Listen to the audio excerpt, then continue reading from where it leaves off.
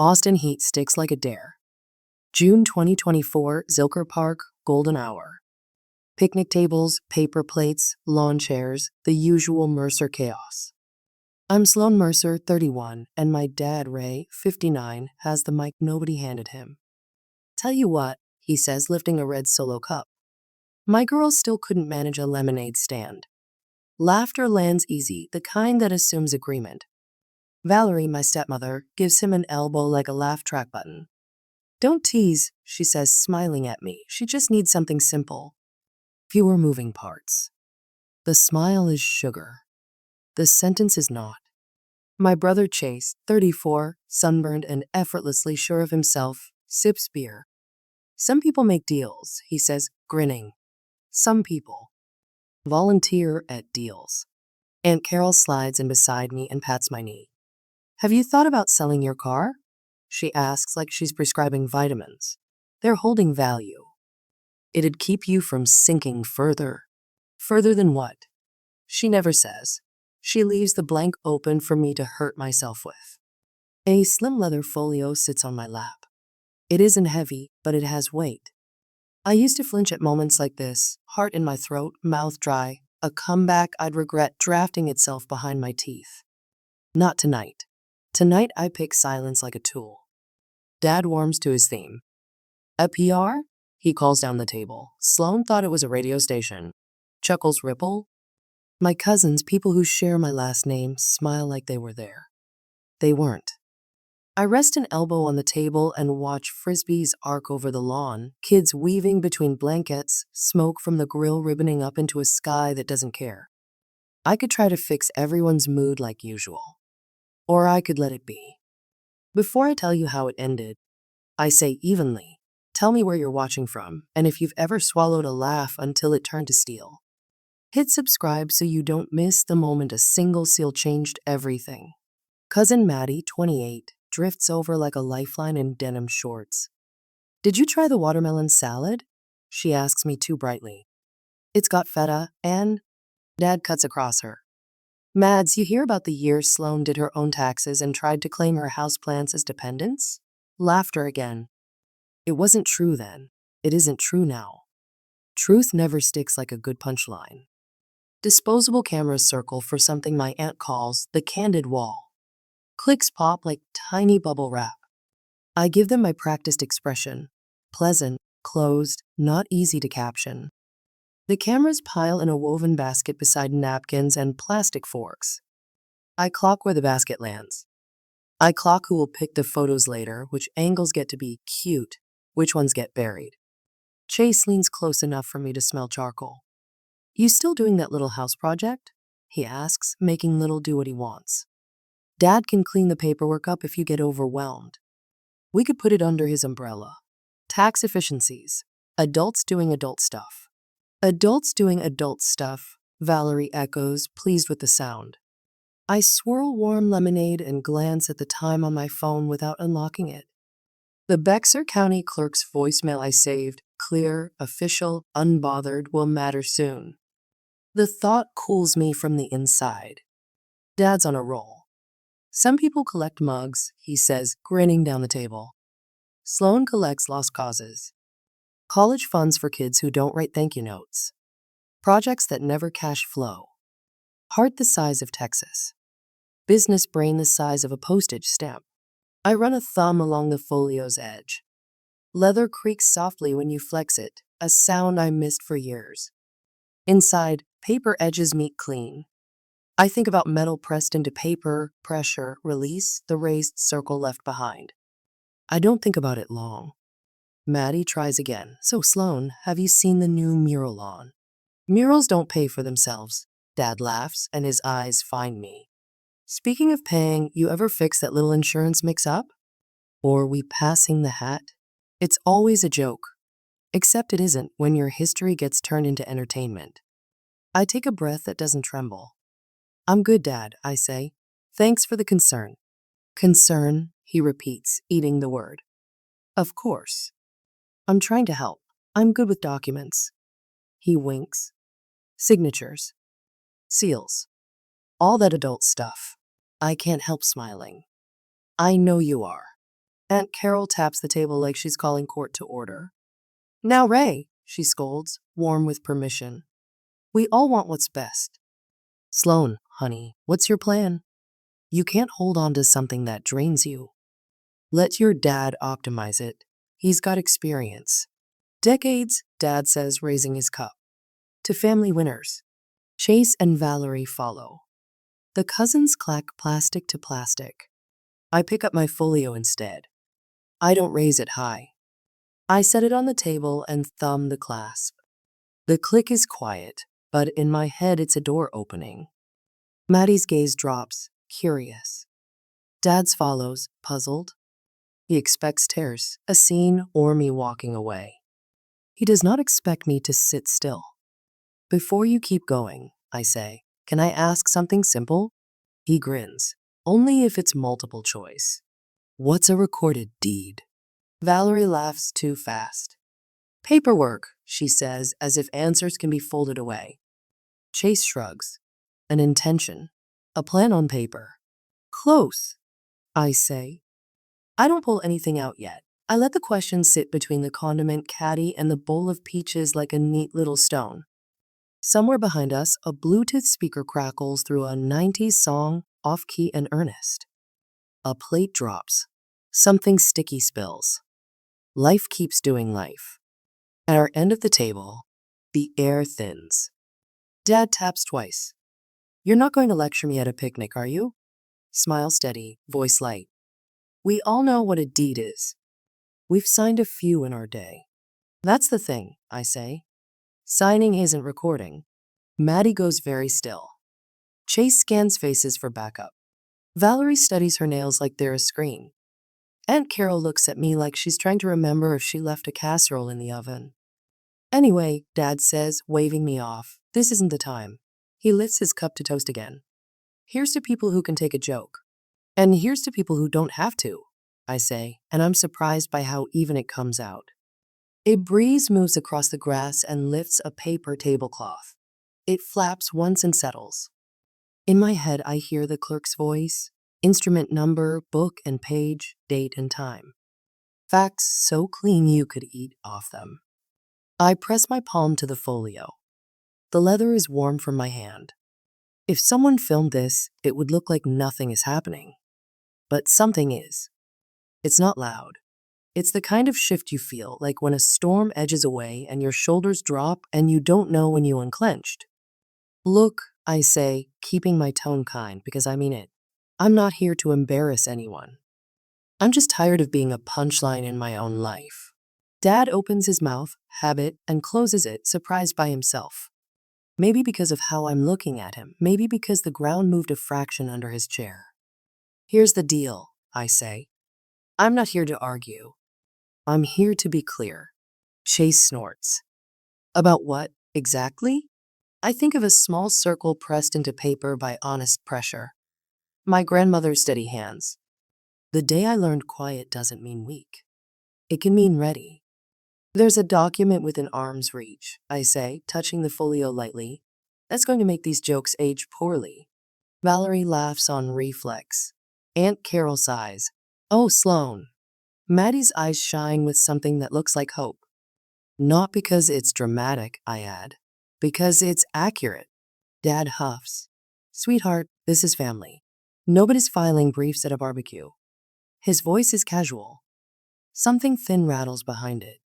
The sun slides lower and softens everyone's faces. My father looks older than he did an hour ago. Lines I've memorized deepen.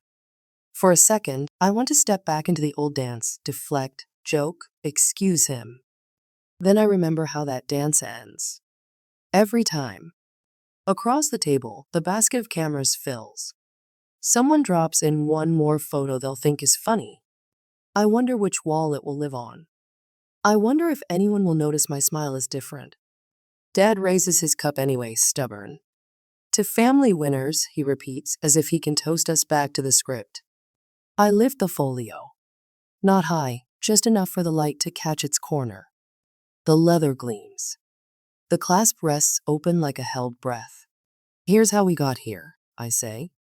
And the sentence doesn't feel like an attack or a plea. It feels like the first clean line on a blank page. When my parents split in 2010, the grown-ups said, "We'll keep things normal." What they meant was, I would. I was 17, a senior in Austin, and normal became pay the electric bill online because mom forgot, text dad the dentist info he misplaced, defrost chicken before first period so Chase, older by 3 years and allergic to alarm clocks, could eat before practice. I learned to parent sideways. It didn't matter that I was the younger sibling. I was the one who made sure things didn't fall apart. Mom, Elena, 40-something then, 2 jobs and a tired kindness, called me my helper in a way that felt like love. Dad Ray, mid-40s and newly single, turned the same word into a category: support staff. He praised Chase as the closer, the one with teeth, and saved some softer role for me. "You're steady, Sloan," he'd say. "That's your gift." It sounded like a compliment until I realized steady was code for available. Sundays were the exception. We drove north from Austin toward the hill country, past yards with "Go Spurs Go" fading on fences, up toward a cedar-framed cottage near Bulverde on the Bexar County line. My grandmother, Nora, kept it like a promise. Swept porch, hummingbird feeder, a ledger on the kitchen counter where she logged every expense in neat blue ink. On the wall, a small shadow box held an old steel corporate seal from her father's feed store, heavy as a coin. "Protection isn't loud," she told me once, tapping the glass. "It's paperwork done right." In those rooms, I learned practical faith. Grandma showed me how to reset a trip breaker, how to stretch $1 without cheapening yourself, how to say no without adding a paragraph of apology.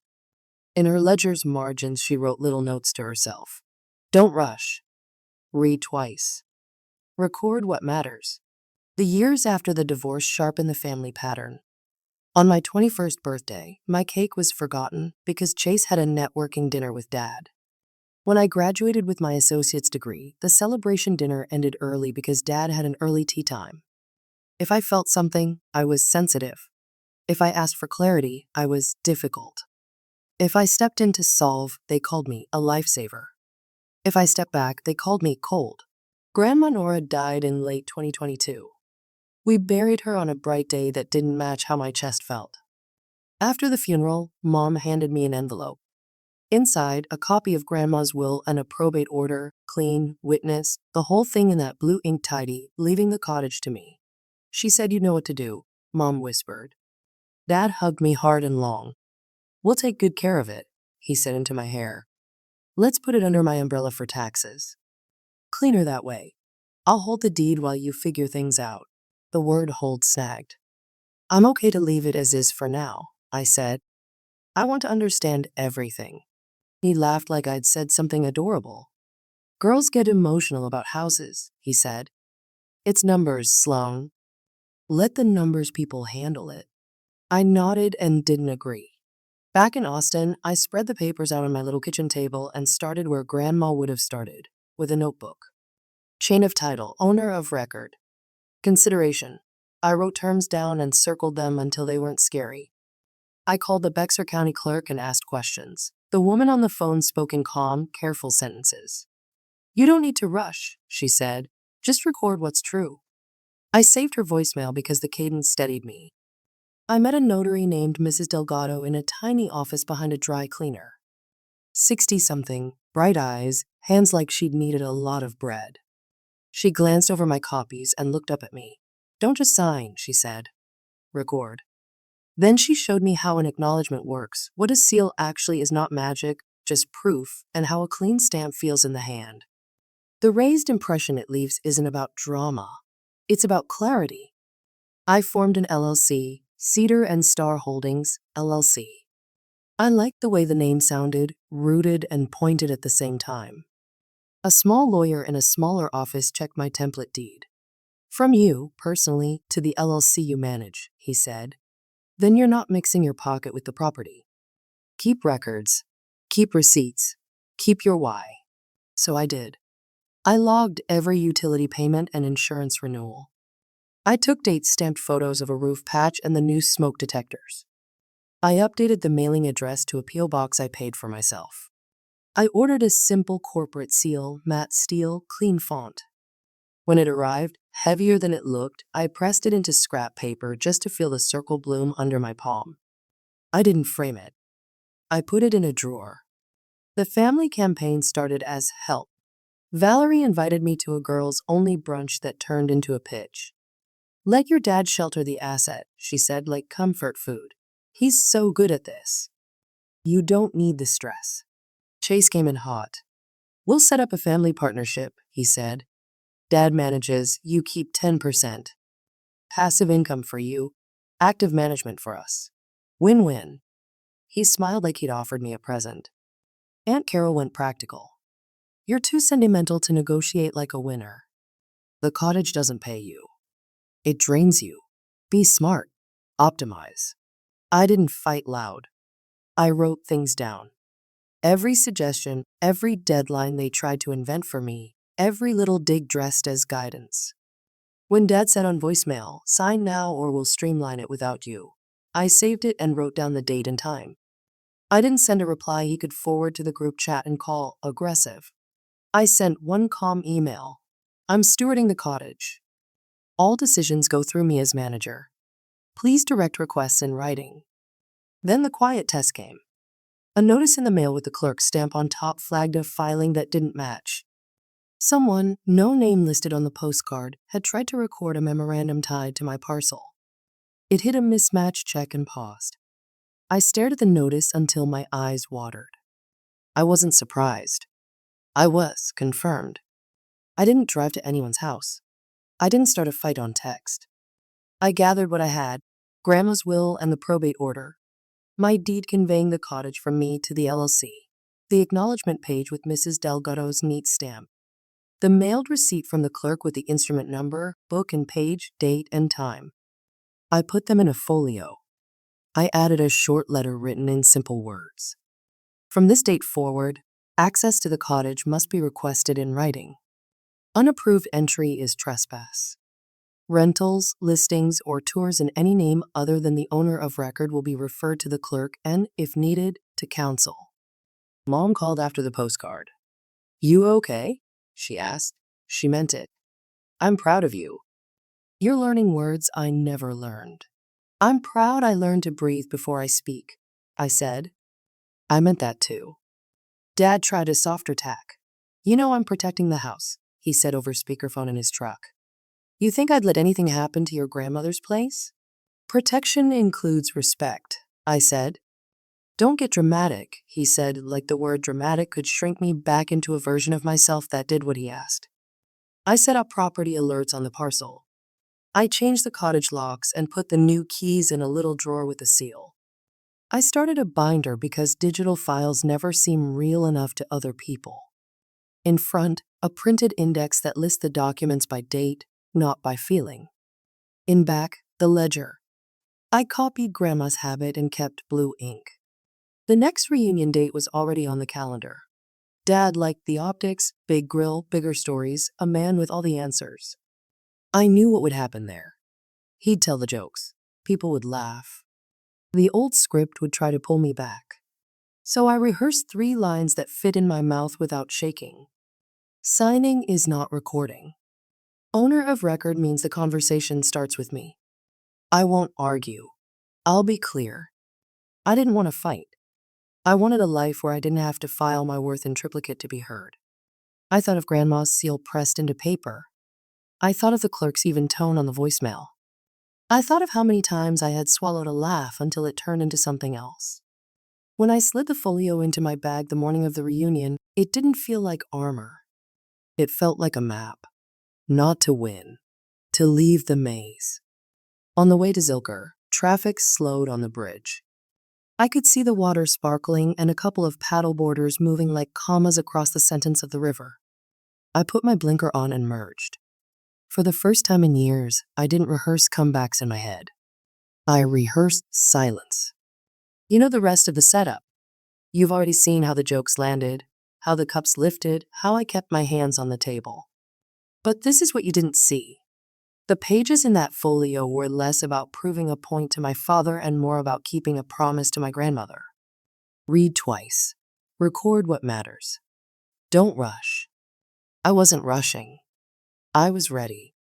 The week before the reunion didn't feel like gearing up for a fight. It felt like sweeping a porch before company comes. Unglamorous tasks. Clear edges. Nothing you'd post about. On Monday, I took the bus to the Bexar County Clerk's office instead of driving. The building smelled like copy paper and lemon cleaner, which always makes me think of people doing boring things that quietly matter. I asked for certified copies, Grandma's probate order, the deed that conveyed the cottage to me, and the deed from me to Cedar and Star Holdings, LLC. The clerk stamped each set and slid them across the counter. The raised seal left a faint shadow in the paper like a lake on a map. "Keep one packet at home, one in a safe place," she said. I nodded and added a third. The folio. Tuesday was insurance day. I called the agent and asked for the policy to list Cedar and Star Holdings, LLC as named insured, with me as manager of record. No drama, just new declarations pages and an endorsement PDF. Reason for change? The woman asked. Ownership housekeeping, I said. It felt good to say out loud. I also opened a small business checking account for the LLC. 20 minutes, one IN, one starter checkbook. I set up auto pay for the utility bills from that account and canceled the old personal auto pays.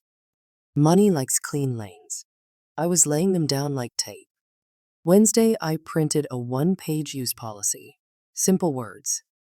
If family members want to stay at the cottage, they email me dates at least 2 weeks in advance. I'll say yes if the calendar is open and they agree to the checklist on the fridge. No sublistings. No friends of friends. If something breaks, text me the same day. It wasn't a legal treatise. It was how adults borrow each other's stuff without becoming enemies. A quiet test showed up before lunch.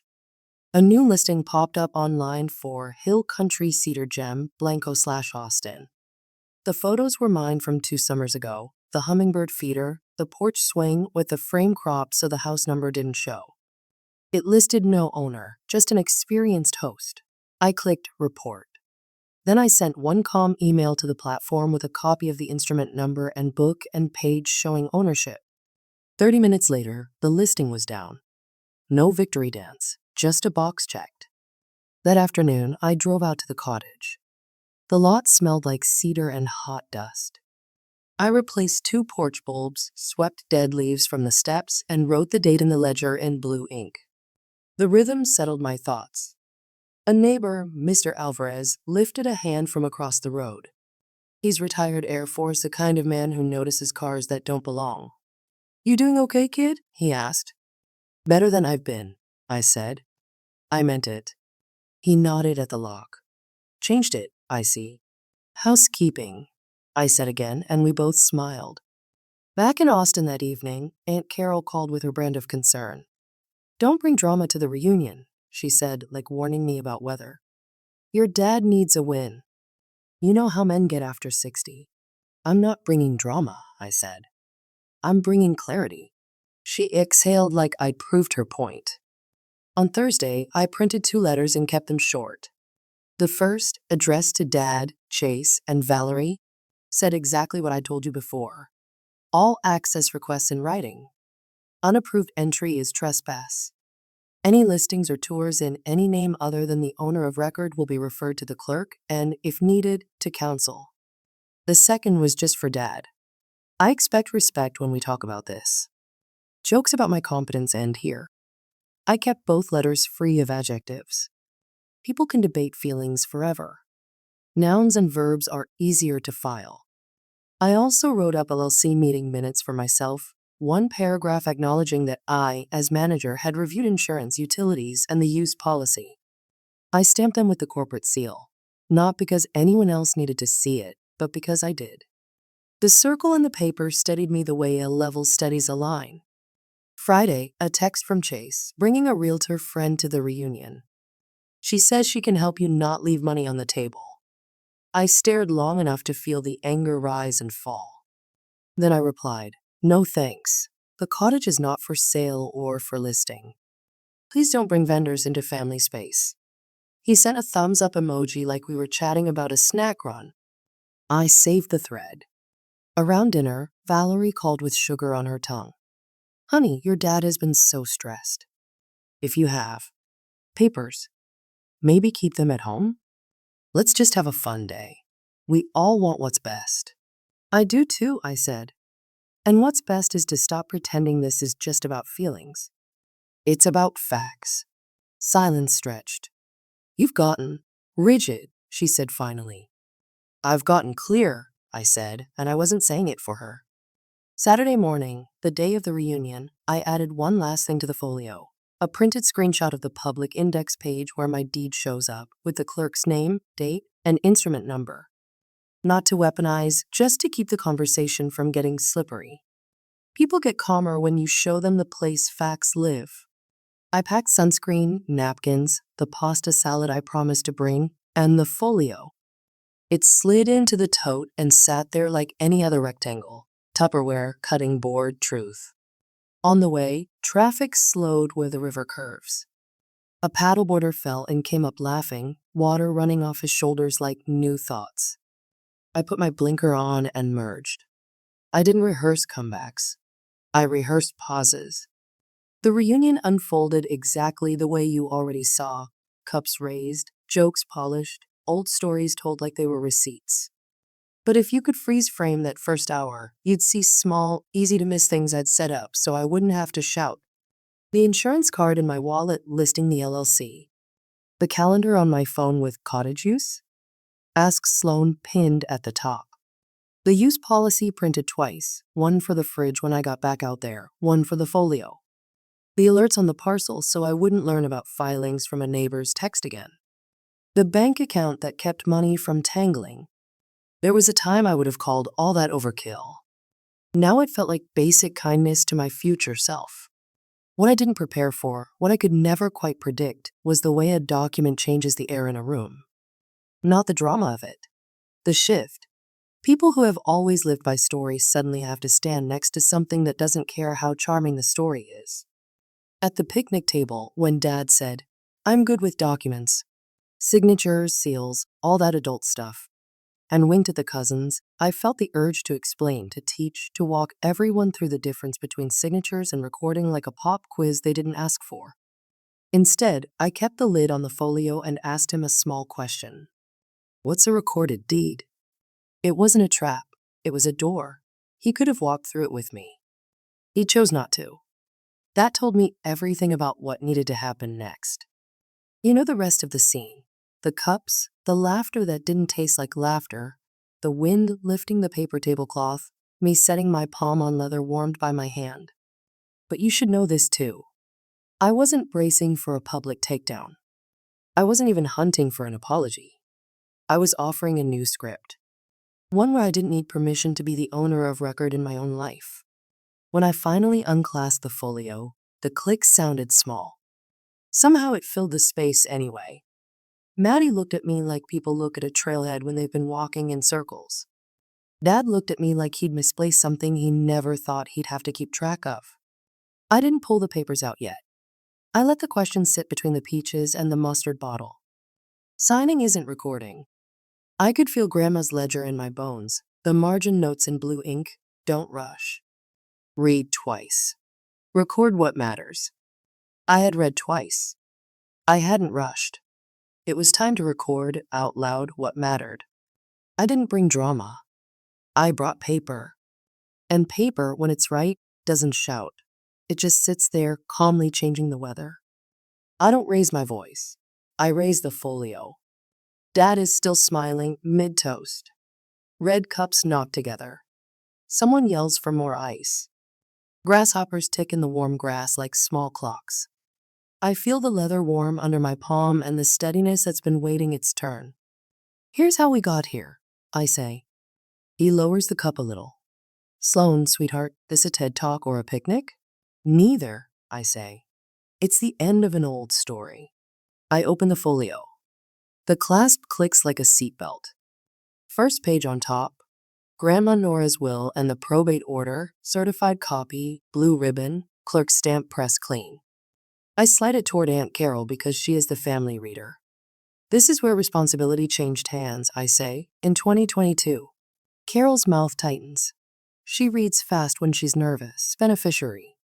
Sloane Mercer, she says aloud, softer than she means to. She passes it right to Valerie, who skims for the part that fits how she wants things to be. There isn't one. Beneath that, I lay down deed number 1, the one that conveyed the cottage to me. It's boring on purpose, dates, the legal description that reads like a secret code, Grandma's careful signature, the acknowledgement page with Mrs. Delgado's neat stamp. This is what you call signing, I say. True and clean. Dad leans in with an indulgent smile. We've all signed papers, honey. I know, I say. That's why the next part matters. Deed number 2 slides out, from me to Cedar and Star Holdings, LLC, with the notary acknowledgement and the clerk's recording info printed right on the top. I tilt the page so the light catches the embossed corporate seal, matte steel raised into paper. It leaves a circle you can feel with your fingertip. The table goes a notch quieter, like someone turned the park down. Recording, I say. Owner of record. Different from signing. Different from talking. Different from plans. Chase laughs like he's easing the mood for everyone. Wow, a circle in paper. Very official. Maddie, 2 seats down, is already on her phone. I see her thumbs moving. She's not texting. She's searching. The clerk's site loads slow on Parkway fee. She tries again, squinting. Dad reaches for bluster because it's never far.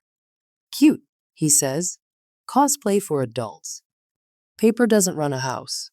People do. People keep losing the conversation, I say, and I don't mean it like a barb. I mean it like a diagnosis. I tap the top corner where the instrument number, book and page, date and time sit like coordinates. These, I say, where the facts live. Valerie holds out her hand like she's going to pet a cat that might bite. Let's not make a scene, she says. We're all on the same team. We are, I say. That's why I'm showing you the scoreboard. Maddie's face changes when the index finally loads. She says carefully, not looking at me, not looking at Dad. It's here. Chase reaches for her phone and she angles it away the way women learn to. Grantee, Cedar and Star Holdings, LLC, she reads steady. Manager, Sloane Mercer. Recorded, date and time. She shows me instead. I nod because I already knew. Dad chuckles, but the edges are off. Public records get things wrong, he says, and even he hears it. He pulls out his phone. I'll just call and clear this up. He dials the number on the notice postcard he once waved at me like a prop. He hits speaker. The automated line answers in that neutral clerk voice that refuses to play favorites. If you know your instrument number, press 1. He does. We all listen to hold music that sounds like a watercolor painting. The clerk comes on, polite, unhurried, and Dad tries charm first. Yeah, hey, I've got a deed that's been misfiled, I think, he says. Family matter. Sir, the clerk says evenly. We can confirm what's recorded. We can't change documents over the phone. I just need to know. Instrument is a deed from an individual to Cedar and Star Holdings, LLC, she says, reading exactly what I already placed in front of him. Recording date is time. He flicks a glance at me, surprised that the world isn't bending with him. Right, but whose? Who's authorized on that? Public index shows the manager of record, she says. You can search on our website. He hangs up before she finishes the sentence. The motion is sharp. He stares at the wood grain like it will offer a next line. No one laughs. The cousins' faces are careful. Valerie clears her throat. Okay, she says brightly. So maybe we had some crossed wires. Ray, you probably meant. I meant protecting the asset, Dad says quickly, grabbing at a familiar plank. Taxes, efficiencies. Protection includes respect, I say. My voice is calm because it's sitting on paper. So here's the new boundary. I slide the one-page letter to the center, the one with the plain words and no adjectives. From this date forward, access to the cottage must be requested in writing. Unapproved entry is trespass. Rentals, listings, or tours in any name other than the owner of record will be referred to the clerk and, if needed, to counsel. If you want to use the place, I add, gentler than the letter, Email me dates. If the calendar's open and you agree to the checklist, I'll say yes. I want family there. I just won't be erased to make it easy. Aunt Carol exhales like air leaving a tire. Trespass? That's such an ugly word. It's a clear word, I say. It keeps us friends. Chase takes a picture of the deed, maybe out of habit, maybe to send to someone who will tell him how to spin it. His thumb slips and the photo goes to the family group chat by accident. A bubble pops up. What's this? Another. Wait, Sloane's the owner. Another. Ray? Chase curses under his breath in a way that used to make me apologize. I don't apologize. Dad tries one last angle. You blindsided me, he says, feigning hurt. You could have come to me first. I did, I say, and I don't need to raise my volume. For months. You called me sensitive. You joked. You told people I didn't understand adult things. I touched the circle in the paper. So I learned them. Maddie twists the cap off a water bottle she isn't thirsty for. It's good, she says to the table, as if speaking to the air will offend no one. It's good to have things clear. Valerie pushes the probate order back toward me like it's too warm. We're family, she says. We should be able to talk without threats. I'm not threatening, I say. I'm documenting. That lands. You can feel it. People who live on story hate being asked to stand next to paper that doesn't flinch. Dad looks at the embossed seal like it betrayed him. Where'd you even get that? He scoffs, small now. Office supply store, I say. The clerk showed me how to use it. It's not magic.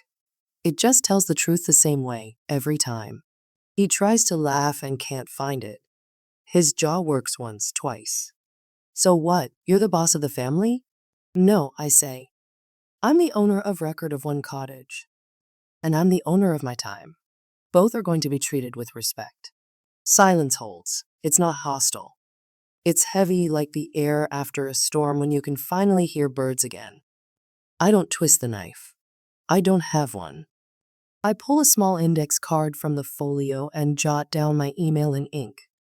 I put it by Dad's cup like a normal thing. If you want a weekend in September, I say, ask by email.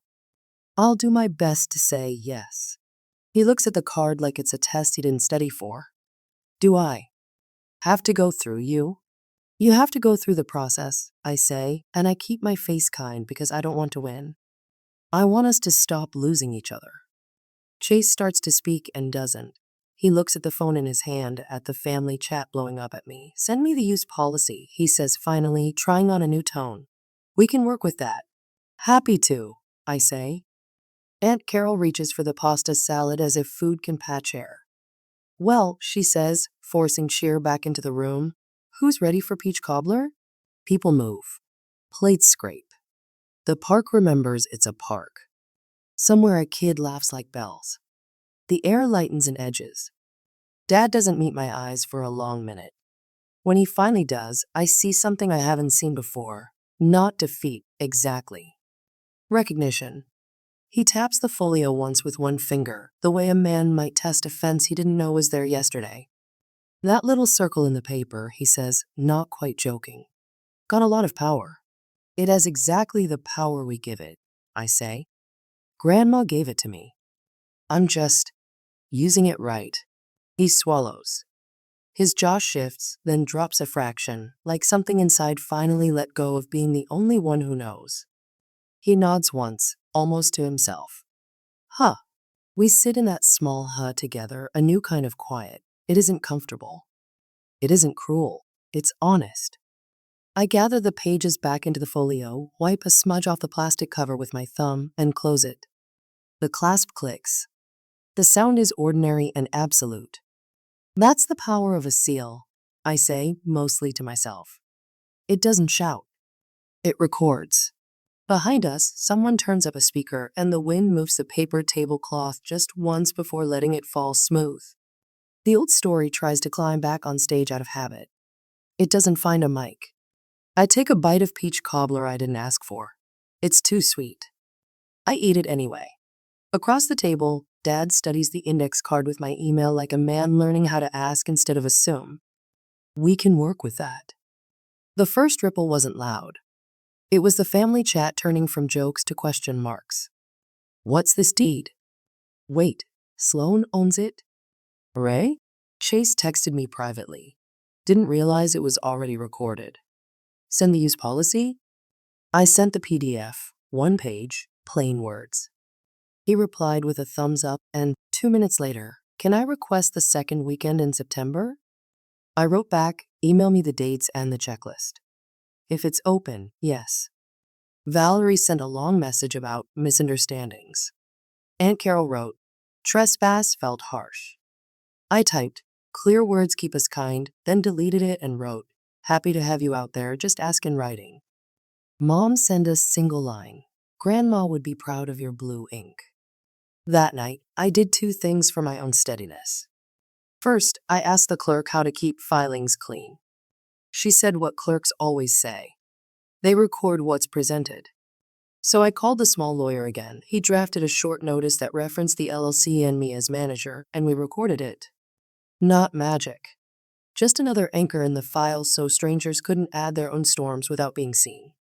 Second, I put the folio in a fireproof bag and wrote an index for the binder, dates first, feelings nowhere. The next morning, I drove to the cottage. I wasn't running from anyone. I wanted quiet. The porch smelled like cedar and sun. I swept the steps, wiped the rail, and wrote the date in the ledger in blue ink. Mr. Alvarez waved from across the road. Heard you had a big family day, he said, half smiling. Clarity Day, I said. Those are the hardest, he replied. And the best. Back in Austin, Dad asked to meet. We picked a diner with sticky menus and strong coffee because somehow big talks feel safer where waffles are an option. He looked tired in a way I hadn't seen before, less chest out, more shoulders down. I was protecting the house, he started, as if beginning in the right place might fix the end.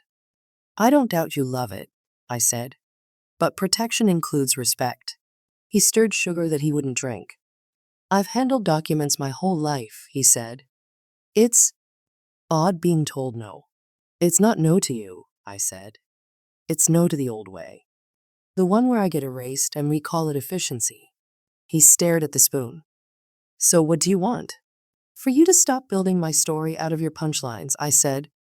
For you to use the cottage like everyone else by asking. For you to trust paper when it's clean. He nodded slowly, like someone learning a new muscle. You'll send me the checklist? I'll put it in your inbox today, I said. September has some open weekends. He almost smiled. Your grandmother always said you had her hands, he said, glancing at mine. Steady. Steady doesn't mean available, I said. I'm learning that. We ate eggs we didn't taste. When the check came, he reached for it, and I didn't fight. Small things are not a war. At home, Mom called from the grocery store aisle. Your father's quiet, she said, speech dropping like a secret. Quiet in a new way. That's something. It can be, I said. We planned a weekend at the cottage together. Just us. We painted the porch rail white and scrubbed the kitchen window screens until they stopped catching light. We hung a photo of Grandma Nora by the ledger and slid a pencil into the twine so it would always be there to write with. We didn't talk about Dad until the sun went down and the porch got blue around the edges. He wants to ask for October, Mom said, for the fall barbecue. He can, I said, by email. She laughed, not unkind. Look at us, she said. Women of process. I learned from the best, I said, and we both looked at the photo. The weeks after that were mostly logistics. I set a small maintenance budget and stuck it in a spreadsheet. I bought a toolbox that wasn't pink or cute, just useful. I printed a 2-page guide for guests, where the breaker box is, how to shut water off at the street, where the spare batteries live. I kept the guide simple because panic loves paragraphs and clarity doesn't. Chase and I found a new tone. He emailed for a November weekend and showed up with actual groceries and a roll of contractor bags. The screen door squeaks, he said. You want me to? He didn't finish the sentence with fix like a badge. He ended it with a question. I handed him a screwdriver. We didn't talk about equity or strategy. We took a door off its hinge, added a washer, and watched it stop squeaking. He left me a receipt for the hardware and didn't make a speech about it. Valerie came once in December with a pumpkin pie and measured steps. She texted beforehand like everyone else. Saturday afternoon, just a few hours if the calendar's open. The calendar was open. She washed her dish before leaving, wiped the counter, and said at the door, I was wrong about the umbrella. She meant the let your dad shelter the asset speech. I said, okay, because sometimes okay is better than I forgive you when the ground is still settling. Aunt Carol took longer. She tried to make small talk on the phone and clipped her sentences when she got to the part where my boundary lived. It's just formal, she said. It's simple, I said. It keeps us friends. She sighed. In February, she mailed me a thank you card after a weekend stay. Inside was a receipt for the new doormat she'd bought when hers got muddy and a photo she'd printed of the sunset over the porch, no filters, just oranges and grays. On the back, she wrote, I see why you held on. Sometime in spring, I stopped wondering if I was being too strict. The doubts had been loud at first. Am I cold? Am I hard? Am I punishing anyone by asking for email? They got quieter each time the process worked. The cottage stayed in good shape. People respected the checklist because the checklist respected them. And when someone forgot to text about a broken towel hook, I didn't spiral. I sent a picture of the hook and a line. Next time, same day, please. They fixed it the same weekend. The only real surprise was Dad. He asked for a weekend in May and followed every step like a new driver who wants to keep the license. He sent me photos of the gas turned off, the windows latched, the porch light off at night. On Sunday evening, he texted, left a bag of birdseed on the shelf. Hummingbirds are back. The message was so practical it almost made me cry. 1 year later, June 2025, the reunion felt smaller and kinder. The grill smoked, the frisbees flew, but the jokes took up less air. When a cousin asked about the cottage, Dad said, ask Sloan, and he meant it. He didn't say it like a dare. He said it like a direction. Chase brought a folding chair and left with a paintbrush because Mr. Alvarez had told me the porch trim needed touch-up and I'd brought the little can. We laughed when he dripped on his shoe. Valerie handed me a Tupperware of cookies without a speech attached. Aunt Carol passed the basket of disposable cameras with a note taped to it. Use kindly. I put the note in my pocket like a small, quiet win. A few people still rolled their eyes about paperwork. That's fine. Paper isn't for changing everyone's mind. It's for changing the part of your life that needed a fence. And a fence, when it's in the right place, lets you open the gate without worrying the whole field will run loose. On a slow evening in July, I pressed the corporate seal into the bottom corner of the new use policy because the old one had coffee on it. The circle felt the same as the first time, honest pressure, raised edge, nothing fancy. I didn't frame it. I slid it back into the drawer. I kept learning small things, which contractor actually shows up, how to set a sinking fund for the roof, why you label bins by what's inside and not by where you found it. I learned to say yes to reasonable requests and no to I already invited 6 extra people, hope that's okay. I learned that calm is easier when the rules live on paper and not in whoever talks loudest. Mom started coming out to the cottage more, sometimes with her book club, sometimes alone with a bag of lemons and a plan to make pie. She wrote in the ledger, to crooked blue ink, proud anyway. Once she paused with the pen in her hand and said to the photo of Grandma, look at her, Nora. Using her hands. It wasn't about the cottage. It was about me. And Dad, well. In August, he sent a photo of the hummingbird feeder, shiny and refilled, with a line that read, they like the shade at 3 p.m. 2 weeks later, he forwarded an email thread with a cousin who'd asked to just swing by and show friends the place. Dad had written back, email Sloan. She's the manager. No flourish, no sarcasm. Just the new sentence said the new way. I didn't gloat. I went to the porch and sat with a glass of water and watched the feeder sway. The birds came and went like commas, arrive, pause, move. The screen door didn't squeak. The ledger lay open to a fresh page. The house felt like itself.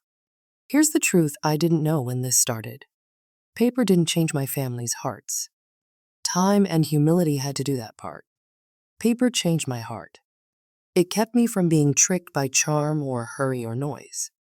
It gave me something to lean on when my feelings tried to make me small again. I used to think being quiet kept the peace. It didn't. It just kept me quiet. Now my quiet has edges. It has dates and instrument numbers. It has a place to live when people forget. If you've been laughed out of your own story, I'm rooting for you. Tell me where you're watching from. And if this helped you breathe a little easier, tap subscribe so more people learn the calm that comes from documented boundaries. I won't shout about it. I'll record it,